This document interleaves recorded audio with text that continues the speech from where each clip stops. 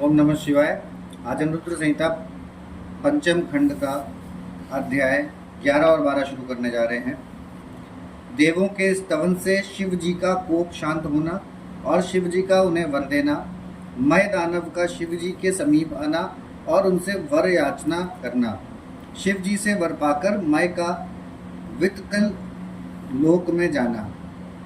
व्यास जी ने पूछा, महाबुद्धिमान संत कुमार जी, आप तो ब्रह्मा के पुत्र और शिव भक्तों में सर्वश्रेष्ठ हैं, अतः आप धन्य हैं। अब आप बतलाइए कि त्रिपुर के दग्ध हो जाने पर संपूर्ण देवताओं ने क्या किया, मैं कहाँ गया और उन त्रिपुराध्यक्षों की क्या गति हुई। यदि यह वृतांत शंभु की कथा से संबंध रखने वाला हो तो वह सब विस्तार पूर्वक मुझसे वर्णन कीजिए। सूत जी कहते हैं, व्यास जी का प्रश्न सुनकर सृष्टिकर्ता ब्रह्मा के पुत्र भगवान संत कुमार शिव जी के युगल चरणों का स्मरण करके बोले। संत कुमार जी ने कहा, महाबुद्धिमान व्यास जी, जब महेश्वर ने दैत्यों से खचाखच भरे हुए संपूर्ण त्रिपुर को भस्म कर दिया, तब सभी देवताओं को महान आश्चर्य हुआ। उस समय शंकर जी के महान भयंकर रौद्र रूप को, जो करोड़ों सूर्यों के समान प्रकाशमान और प्रलयकालीन अग्नि की भांति तेजस्वी था तथा जिसके तेज से दसों दिशाएं प्रज्वलित सी दिख रही थीं, देखकर साथ ही हिमाचल पुत्री पार्वती देवी की ओर दृष्टिपात करके संपूर्ण देवता भयभीत हो गए।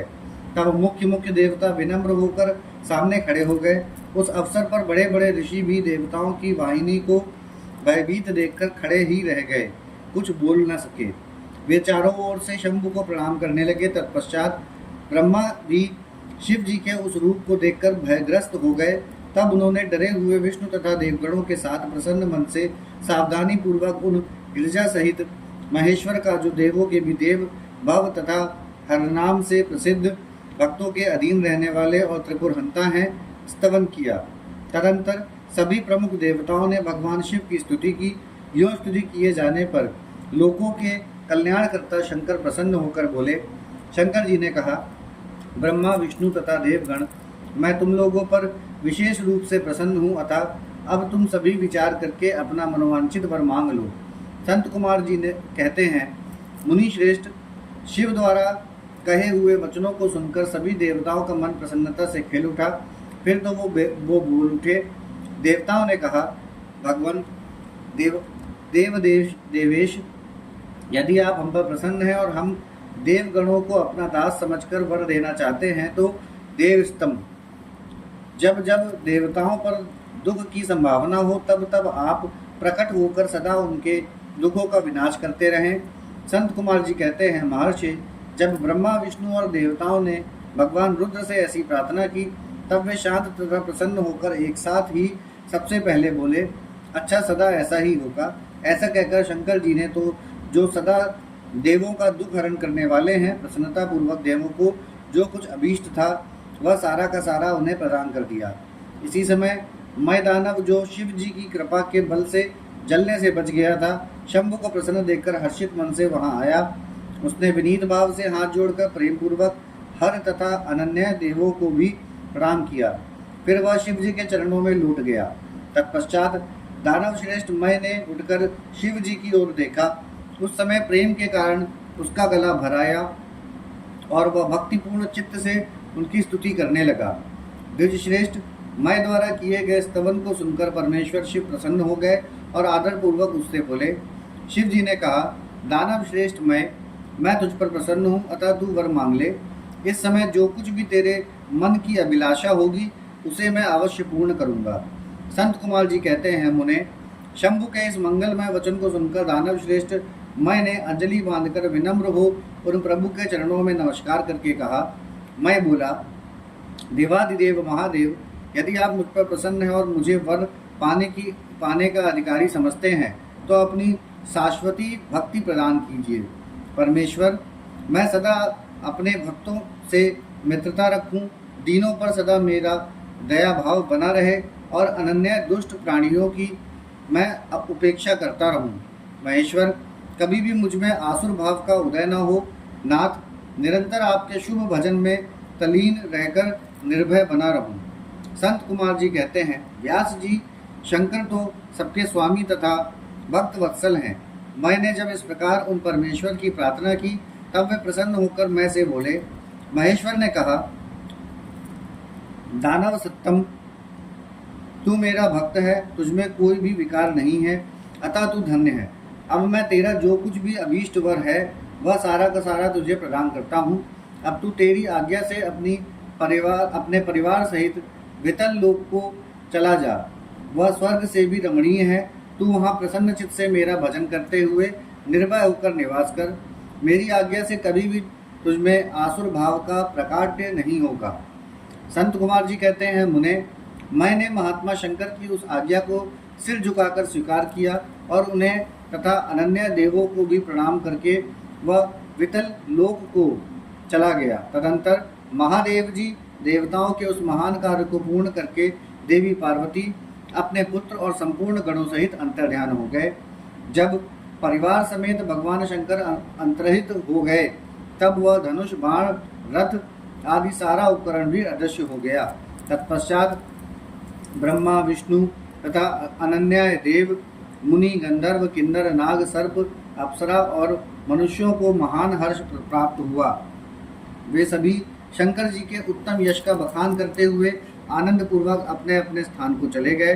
वहां पहुंचकर उन्हें परम सुख की प्राप्ति हुई। महर्षि, इस प्रकार मैंने शशि मौली शंकर जी का विशाल चरित्र, जो त्रिपुर विनाश को सूचित करने वाला तथा परमोत्कृष्ट लीला से युक्त है, सारा का सारा तुम्हें सुना दिया।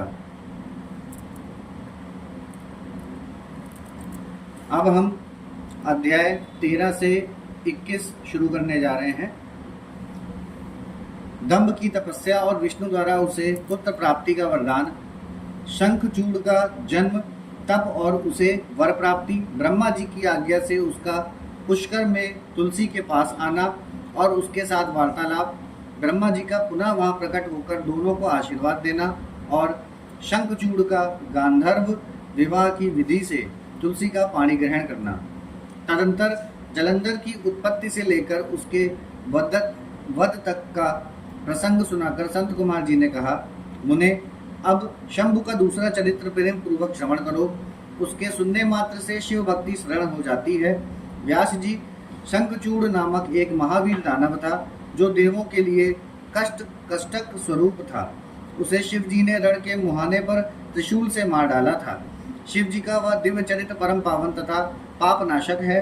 तुम पर अधिक स्नेह होने के कारण मैं उसका वर्णन करता हूँ, तुम प्रेम पूर्वक उसे श्रवण करो। ब्रह्मा के पुत्र जो महर्षि मरीचि थे, उनके पुत्र कश्यप हुए। ये मननशील, धर्मिष्ठ, सृष्टिकर्ता, विद्या संपन्न तथा प्रजापति थे। दक्ष ने प्रसन्न होकर अपने 13 कन्याओं का विवाह इनके साथ कर दिया। उनकी संतानों का इतना अधिक विस्तार हुआ कि उसका वर्णन करना कठिन है। उन कश्यप पत्नियों में एक का नाम दनु था। वह श्रेष्ठ सुंदरी तथा महारूपवती थी। उस साध्वी का सौभाग्य बढ़ा हुआ था। मुने, उस दनु के बहुत से महाबली पुत्र उत्पन्न हुए। विस्तार भय से उनके नाम नहीं गिनाए जा रहे हैं। उनमें एक का नाम विप्रचित्त था, जो महान बल पराक्रम से संपन्न था। उसका पुत्र दंभ भी, जो जितेंद्रिय, धार्मिक तथा विष्णु भक्त था। जब उसके कोई पुत्र नहीं हुआ तब उस वीर को चिंता व्याप्त हो गई। उसने शुक्राचार्य को गुरु बनाकर उनसे श्री कृष्ण मंत्र प्राप्त किया और पुष्कर में जाकर घोर तप करना आरंभ किया। वहां सुदृढ़ आसन लगाकर कृष्ण मंत्र का जप करते हुए उसके 1 लाख वर्ष बीत गए। तब उस तपस्वी के मस्तक से एक ज्वाज्वल्यमान तेज निकलकर सर्वत्र व्याप्त हो गया। वह तेज इतना दुस्सह था कि उससे संपूर्ण देवता, मुनि तथा मनु संतप्त हो उठे। तब वे इंद्र को अगुआ बनाकर ब्रह्मा के शरणापन्न हुए। वहां उन्होंने संपूर्ण संपत्तियों के दाता विधाता को प्रणाम करके उनकी स्तुति की और फिर विशेष रूप से व्याकुल होकर अपना सारा वृतांत उनसे कह सुनाया। उनकी बात सुनकर ब्रह्मा भी उन्हें साथ लेकर वह सारा वृतांत विष्णु को सुनाने के लिए वैकुंठ को चले। वहां पहुंचकर जब सब लोगों ने त्रिलोकी के अधीश्वर तथा रक्षक परमात्मा विष्णु को विनीत भाव से प्रणाम किया, फिर हाथ जोड़कर उनकी स्तुति करने लगे। देवता बोले, देव देव, हमें पता नहीं कि यहाँ कौन सा कारण उत्पन्न हो गया है। हम किसके तेज से संतप्त हो उठे हैं, यह आप ही बतलाइए। दीनबंधो, अपने दुखी सेवकों के रक्षक तो आप ही हैं, अतः शरणदाता रमानाथ, हम शरणागतों की रक्षा कीजिए। संत कुमार जी कहते हैं, मुने, ब्रह्मा आदि देवताओं के वचन को सुनकर शरणागत वत्सल भगवान विष्णु मुस्कुराए और प्रेम पूर्वक बोले। श्री विष्णु ने कहा, अमरो, शांत रहो, घबराओ मत, भयभीत ना हो। कोई उलट पलट नहीं होगा, क्योंकि अभी प्रलय का समय नहीं आया है। दंभ नामक दानव का है जो मेरा भक्त है और पुत्र की कामना से तप कर रहा है। मैं उसे वरदान देकर शांत कर दूंगा। संत कुमार जी कहते हैं, मुने, भगवान विष्णु के यूं कहने पर ब्रह्मा आदि देवताओं की व्यग्रता जाती रही।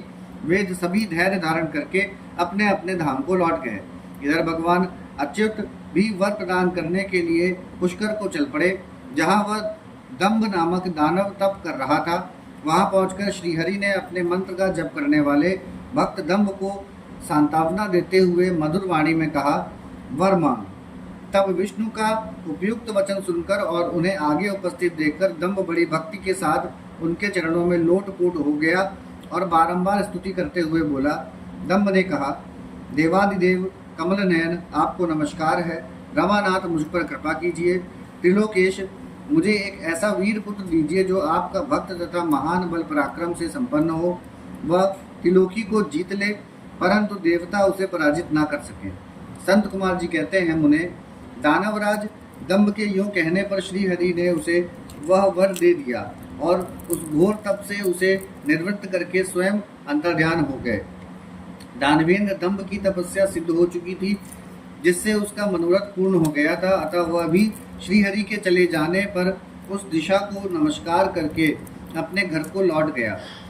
थोड़े ही समय के उपरांत उसकी भाग्यवती पत्नी गर्भवती हो गई। वह अपने तेज से घर के भीतरी भाग को प्रकाशित करती हुई शोभा पाने लगी।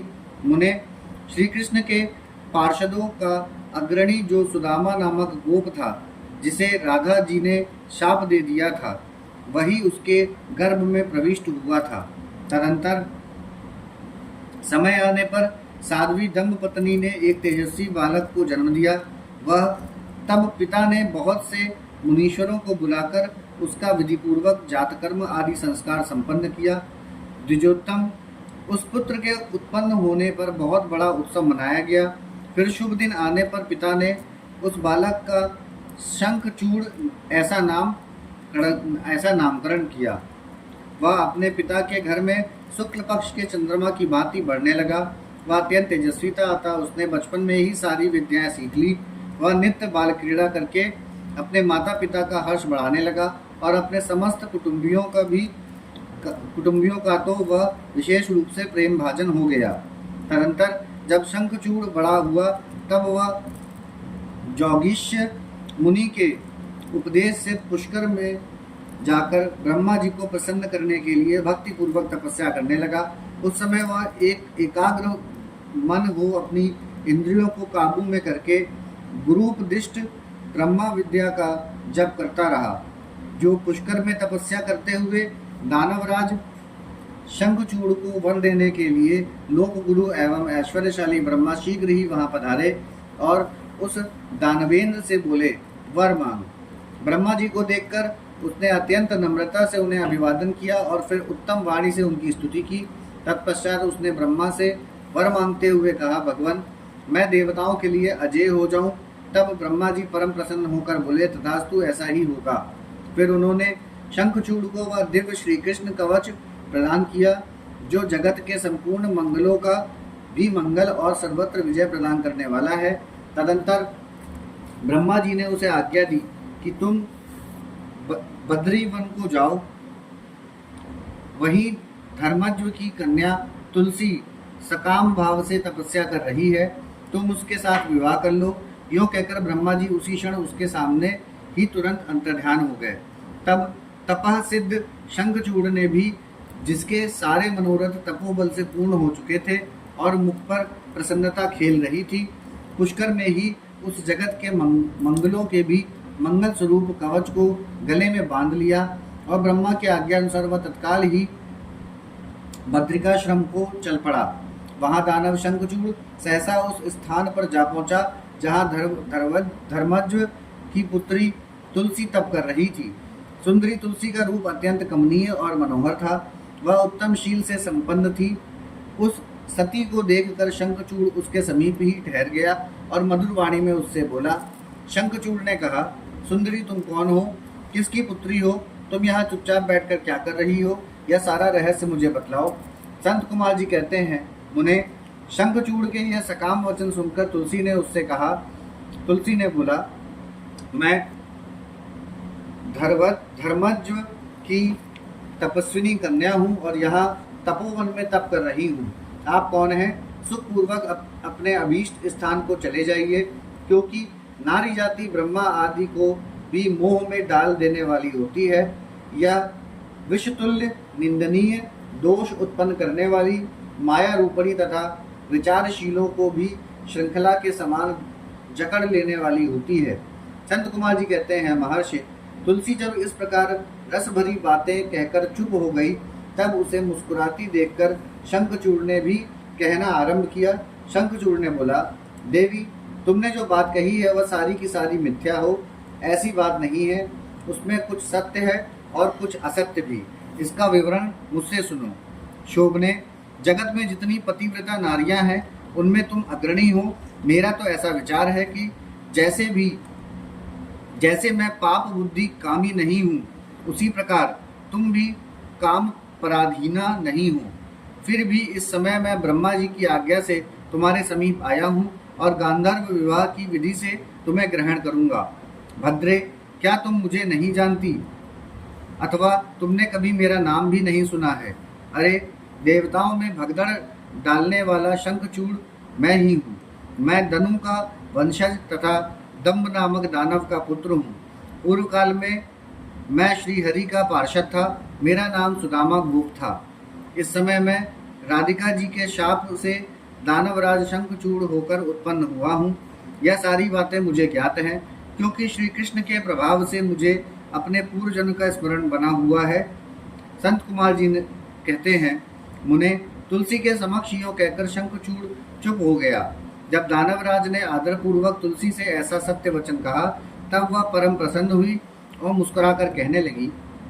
तुलसी ने बोला, भद्र पुरुष, आज आपने अपने सात्विक विचार से मुझे पराजित कर दिया है। जो पुरुष स्त्री द्वारा परास्त ना हो, वह संसार में धनवाद का पात्र है, क्योंकि जिसे स्त्री जीत लेती है वह पुरुष सदाचारी होते हुए भी सदा अपावन बना रहता है। देवता, पितर और समस्त मानव उसकी निंदा करते हैं। जनना शौच तथा मरना शौच में ब्राह्मण 10 दिनों में, क्षत्रिय 12 दिनों में और वैश्य 15 दिनों में शुद्ध हो जाता है तथा शूद्र की शुद्धि 1 मास में हो जाती है। ऐसा वेद का अनुशासन है। परंतु स्त्री से पराजित हुए पुरुष की शुद्धि चितादाह के अतिरिक्त अन्य किसी प्रकार से संभव ही नहीं है। इसी कारण उसके पितर उसके द्वारा दिए गए पिंड तर्पण आदि को इच्छा पूर्वक ग्रहण नहीं करते तथा देवता भी उसके द्वारा अर्पित किए गए पुष्प फल आदि को स्वीकार नहीं करते। जिसका मन स्त्रियों द्वारा आहत हो जाता है, उसके ज्ञान, उत्तम तप, जप, होम, पूजन, विद्या और दान से क्या लाभ, अर्थात उसके ये सभी निष्फल हो जाते हैं। मैंने आपकी विद्या, प्रभाव और ज्ञान की जानकारी के लिए ही आपकी परीक्षा ली है, क्योंकि कामनी को चाहिए कि वह अपने मनोनीत कांत की परीक्षा करके ही उसे पति रूप से वरण करे। संत कुमार जी कहते हैं, व्यास जी, जिस समय तुलसी यूं वार्तालाप कर रही थी, उसी समय सृष्टिकर्ता ब्रह्मा वहां आ पहुंचे और इस प्रकार कहने लगे। ब्रह्मा जी ने कहा, शंखचूड़, तुम इसके साथ क्या व्यर्थ में वाद विवाद कर रहे हो? तुम गांधर्व विवाह की विधि से इसका पाणी ग्रहण करो, क्योंकि निश्चय ही तुम पुरुष रत्न हो और यह सती साध्वी नारियों में रत्न स्वरूपा है। ऐसी दशा में निपुणा का निपुण के साथ समागम गुणकारी ही होगा। सती साध्वी तुलसी, तू ऐसे गुणवान कांति की क्या परीक्षा ले रही है? यह तो देवताओं, असुरों तथा दानवों का मान मर्दन करने वाला है। सुंदरी, तू इसके साथ संपूर्ण लोकों में सर्वदा उत्तम उत्तम स्थानों पर चिरकाल तक यथेष्ट विहार कर शरीरांत होने पर यह पुनः गोलोक में श्री कृष्ण को ही प्राप्त होगा, और इसकी मृत्यु हो जाने पर तू भी वैकुंठ में चतुर्भुज भगवान को प्राप्त करेगी। संत कुमार जी कहते हैं, मुने इस प्रकार आशीर्वाद देकर ब्रह्मा अपने धाम को चले गए। तब दानव शंखचूड़ ने गांधर्व विवाह की विधि से तुलसी का पाणी ग्रहण किया। यो तुलसी के साथ विवाह करके वह अपने पिता के स्थान को चला गया और मनोरम भवन में उस रमणी के साथ विहार करने लगा। यहाँ पर हमारा अध्याय 13 से 21 समाप्त होता है। ओम नमः शिवाय।